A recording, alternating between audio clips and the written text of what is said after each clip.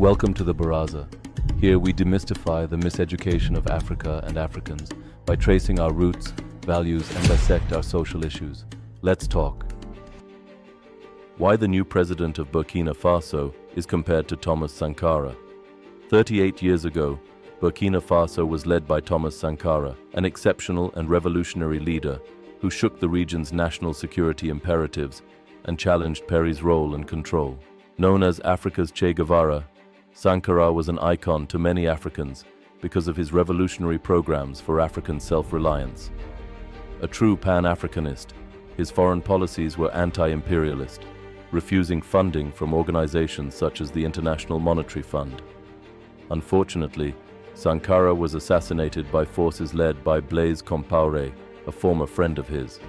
It is now 38 years later, and Burkina Faso is once again governed by a young military leader, Ibrahim Traore. His acts and remarks after taking office in 2022 suggest he is mirroring Sankara's regional politics and geopolitics. People can't help but compare the two presidents due to their similarities. But can Ibrahim Traore truly be compared to Thomas Sankara? Let's take a look. Thomas Sankara took power at the age of 33 in 1983. Following a coup organized by Blaise Compaoré and a few other junior military officers to depose then-President Major Dr. Jean-Baptiste Ouédraogo. Sankara was arrested at the time by the Burkina Faso regime for his anti-imperialist attitude and advocacy for more progressive reforms. His arrest enraged the military regime's younger officers, and his imprisonment provided enough impetus for his friend Blaise Compaoré to conduct another coup that brought him to power. Ibrahim Traore, like Thomas Sankara, also rose to power in a military coup at the age of 34, making him the world's youngest president. Traore and other military officers organized the coup in 2022 because they were unsatisfied with the transitional leader Paul-Henri Sandaogo Damiba and his inability to quell the Islamist insurgency. Prior to this, Traore was part of the group of army officers who had supported the January 2022 Burkina Faso coup d'etat, bringing Damiba into power. According to Traore, he and other officers tried to persuade Damiba to refocus on the uprising, but eventually chose to remove him because his ambitions were diverting from their original goals. Following the coup, Traore announced himself the new leader of the patriotic movement for safeguard and restoration. On October 6th, he was appointed interim president, head of state, and supreme head of the armed forces. Apart from taking power through a military coup, both Sankara and Traore were competent and exceptional military leaders. Sankara joined the military at 19, and a year later was deployed to Madagascar for officer training at Antsirabe, where he witnessed public uprisings against the government of Philibert Tsiranana in 1971 to 1972. It was here that he first read Karl Marx and Vladimir Lenin's books, which likely shaped his political ideas. When he returned to Upper Volta in 1972, he engaged in a border battle between Upper Volta and Mali by 1974, earning a reputation for his performance. Years later, however, he renounced the fighting as useless and unjust, a reflection of his growing political consciousness. Take a moment to like and subscribe as we journey across the continent on a quest to not only change Africa's narrative, but also educate and entertain.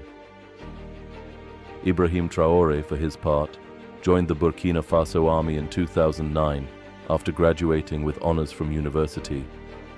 He was promoted to lieutenant in 2014 and assigned to the United Nations peacekeeping unit involved in the Mali conflict. 4 years later, he was cited for courage amid major rebel attacks in the Timbuktu region. He later returned to Burkina Faso to help counter the jihadist insurgency and was appointed captain in 2020. Another reason Traore has been likened to Sankara is their shared anti-imperialist and anti-neocolonialist stances.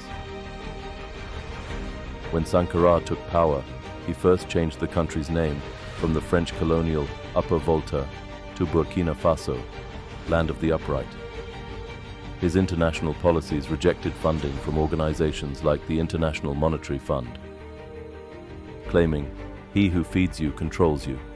While he welcomed foreign aid, he sought to reduce reliance on it by boosting domestic revenue and diversifying sources. Between 1983 and 1985, French economic aid was cut by 80%. At forums like the Organization of African Unity, Sankara denounced neocolonialism via Western trade and finance, and urged African nations to repudiate foreign debt, arguing, "The poor and exploited have no obligation to repay the rich and exploitative." In keeping with this stance, Traore expelled French military forces, assisting against local insurgents in 2023. He stated, "We want to look at other horizons for win-win partnerships, signaling support for diversifying Burkina Faso's international alliances beyond France."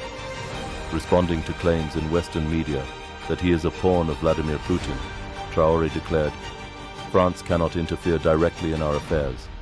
We have American partners and can also have Russian partners. It is no longer about France."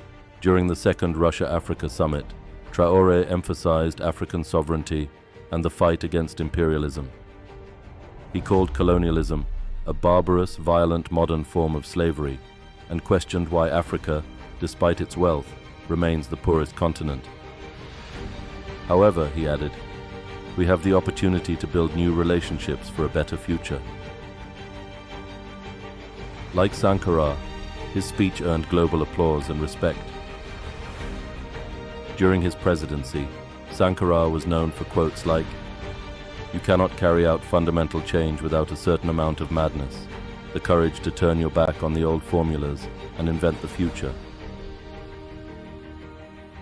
Similarly, Traore declared at the summit, "A slave who does not rebel does not deserve pity."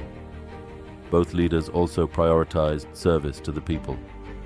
Sankara's domestic policies included famine prevention, agrarian reform, nationwide literacy campaigns, raising literacy from 13% to 73%, vaccination drives, 2.5 million children vaccinated, and infrastructure projects.